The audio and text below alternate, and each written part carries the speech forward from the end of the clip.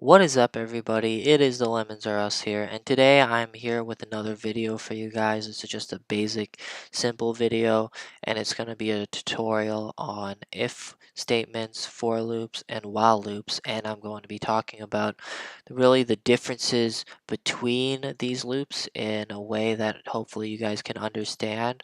And yeah, I know you guys have been asking where I've been recently. Basically, I've had a lot of stuff happen in my life, which led me to not working on tutorial videos because I put a lot of effort into everything that I do, really. And I want to make sure that the tutorials would be the best for you guys, the best possible that I can make.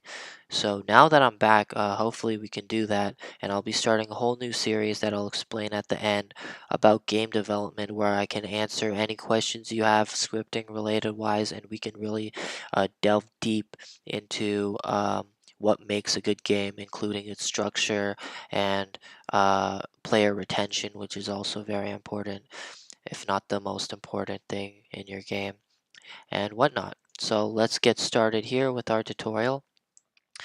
Now, in this tutorial, I'll be talking about the loops, the while loops, the for loops, and the basic if statements. I'm not going to be talking about enhanced for loops because that will be my next video, where I'll be talking about enhanced for loops, what they do, along with player tables and dictionaries, basically. That's going to be a little more an advanced scripting tutorial, especially if you're new to scripting. So let's start basic here firsthand. So let's just get rid of this whatever is here. Let's have a brand new fresh script in our workspace. Okay, so for loops are always used. It's always good to remember for loops are always used to repeat something a certain number of times. So we have for I equals 1 to 10 do, and then we remember always to end, because let's create a function actually. Function. And if you don't know what a function is, I'll be making a tutorial on that in the next video. So there'll be two tutorials, I guess. One advanced one and one slightly more basic one based on functions. It'll be short. But function, let's call this loop, for loop activate. I don't know, it's a really bad name for a function, but let's just say that. And we got to end it again. And what we see here is called a nest. So we nested this, what's in here is a nest. Okay, so whatever executes here is local to this part because there's an end over here, and this is sort of like a mini function that's built into the computer. So for I equals 1 to 10, we're doing this 1 to 10 times. So it goes up from 1, 2, 3, 4, 5, 6, 7, 8, 9, 10. Print this repeated dot dot I dot dot times. And remember that the dot dot is used to connect a string with a variable when you're printing something. And for loop activate, and we call our function. So it's always good to put a function so code doesn't run unless you want it to, because otherwise it'll compile everything. So the computer will read all of this, but it will not fire it because it's a function until we call the function. So it's good for organization, and that is why one of the reasons why we use a function, if not the main reason. As you guys can see here, it has already went ahead by itself to fire the code 10 times. And that is what a for loop does. So a for loop repeats something for a certain amount of time here, which we defined as 1, comma, to 10. And it'll repeat it, as you can see, 10 times. And it'll do whatever is underneath it in the nest 10 times. And that's why it says this repeated I times, because I equals 1 to 10. I increased by 1. and that's why we see in the print here that it goes up by 1, 2, 3, even though this part, the other parts of the sentence remains the same. I has changed because I increased by 1 and repeats whatever's in here. So that's why for loops are very um, handy and useful in scripting, and I use them a lot of times. And in the next video, I'll be talking about enhanced for loops, which is basically iterations through, let's say, can go through workspace and repeat until everything in a workspace has been found. But that's in the next video, and I'll explain that later. So that is a for loop. It's very useful. You can even do for 10 to 1, and the third argument that you put next to the second comma will be just its countdown. So it'll go down by -1, and you can change actually how many times it goes down by. So if we change it to -2, and we change this first part of the sentence to say this is the value of I, and then get rid of that, and then I should be, whoops, this is the value of I, and then we should see here I go down by 2 from 10, 10, 8, 6, 4, 2, because we have set it to I equals 10, so this is where it starts, and it ends at 1, and it goes down by 2. So this is why we see 10, 8, 6, 4, 2. And yeah, you guys can do the rest of the math there. Now let's go on to the while loops.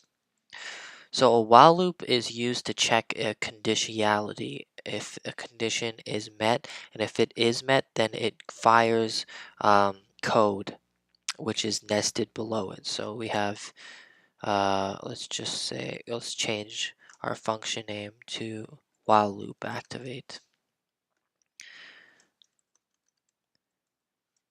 But we don't need a function for a while loop, so let's get rid of that, and let's just do while true, do print, hey, this keeps going infinitely. And we put a wait after that, and let's click play. And as you can see, this keeps going up, and it never stops, and your code can keep firing infinitely. Now this is good, especially for background checks in your games, to check if if a condition is met, and then if it is, then do something about it. And I use that sometimes in my games as well, although it can take server space up, and it can make your game potentially lag. But this is the whole gist of it. And while true, do, and true is always true, so this means it goes infinitely. So always remember while loops, if you want something to go infinitely, put while true, do. And there has to be a wait statement after print, because this sort of thing can jam your you always want to put a wait statement or in your while loops or your for loops, because then it'll jam by keep going continuously, and then that's not good because then it'll freeze your computer. So always remember to put a wait, which is a very small amount of time, but the computers can make it seem but the computers can then function without being jammed and frozen. So always put a wait to allow the computer to go smoothly with its actions and with firing its code. And whatever you put here under the while loop is what's going to happen continuously, but it doesn't have to be true. We can put a condition here. So let's go while workspace dot part, which is this. And as you guys know from my last tutorials, which I posted 2 years ago, the dot refers to from a parent, which is workspace, to child, which is part. And as you can see, we have parent, workspace, and part, which is the child. So while workspace dot part, it goes smaller, bigger to smaller, dot brick color equals double equals, because we're checking a conditionality, equals brick color dot new cloudy gray. Oops.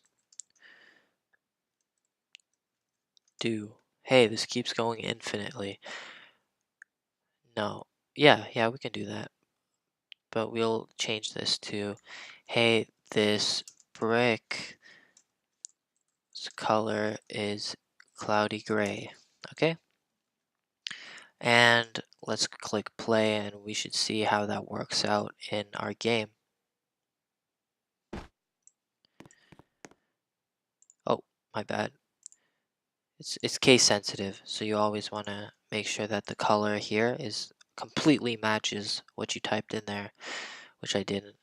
And as you can see, guys, the loop starts to work because it checked first if the part's brick color was equal to cloudy gray. And for conditions, we always want to use the double equal sign. And if you want to check if it's not equal to that, then you put a squiggly line, and this will then never fire because the part's brick color is not cloudy gray. I mean, is cloudy gray, but here because we put the squiggly line instead of the first equal sign, it says while workspace.part.brick color does not equal brick color cloudy gray, which means while this is not cloudy gray, but it is cloudy gray. So if we change it now to a different color, it should fire again. And yes, our code did fire again. So because we just changed it from saying while part brick color equals this color to not equals this color, now we see that it checks the condition, but it checks if it's not instead of if it is. And now let's go back to if it is, and it should fire back regularly. So while loop is always good for checking if a condition is met and then continuing to do something while that condition is met. So let's go down. Let's go to our if statement. So if statements are sort of like while statements or while loops, except the while loop checks a condition and then repeats something an infinite number of times, while an if statement just checks something and then does something, executes something once. So that's the difference between a while loop and an if statement. A while loop is used for infinite checks, while an if statement always doesn't repeat. It just executes once if the condition is met and then keeps going down in your script. So we have here if, let's say part.brickColor equals double equal sign because we're checking something. So always when you're checking something, or you're using an if statement or a while loop, always put a double equal sign instead of a single equal sign. All right, sorry guys about that. My computer crashed, so we're going to have to create a new place, but no worries about that. Now we're talking about if statements. All right, so sorry about that, guys.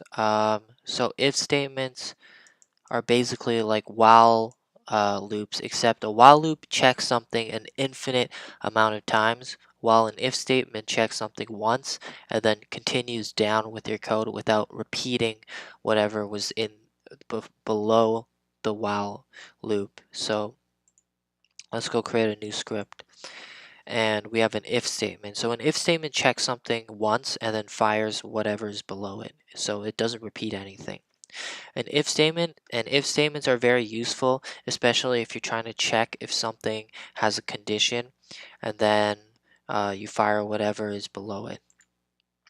So if let's say if part workspace dot part dot brick color equals brick color dot new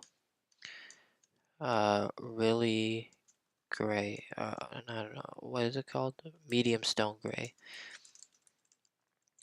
then print this part is gray. And let's continue with this. Oops, yeah, let's just save this as test place 111. Whatever. Okay, oops.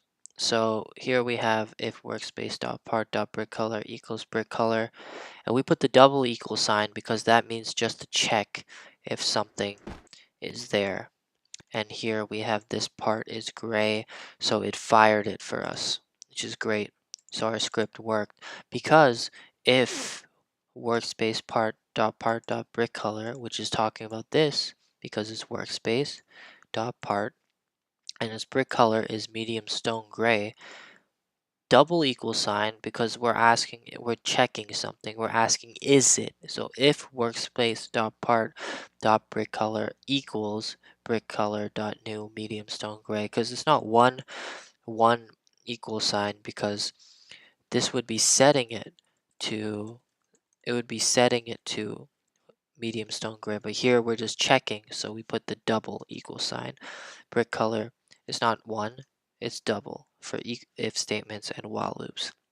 Equals brick color dot new medium stone gray, then we print here this part is gray, and it did that because it is the brick color of the part. And you can pretty much do this with anything. So if 1 plus 1 equals 2, we can even do this, then print this part is gray, I guess, if that logic makes sense. And yes, it does. See? So if statements are great for checking and essential for any part of code, then we put 1 plus 1 equals 2. If 1 plus 1 double equal sign, because we're checking, equals 2, then print 1 plus 1 equals 2. And we put the equal sign because we're not checking anymore. We're just printing it out. And here we go, 1 plus 1 equals 2.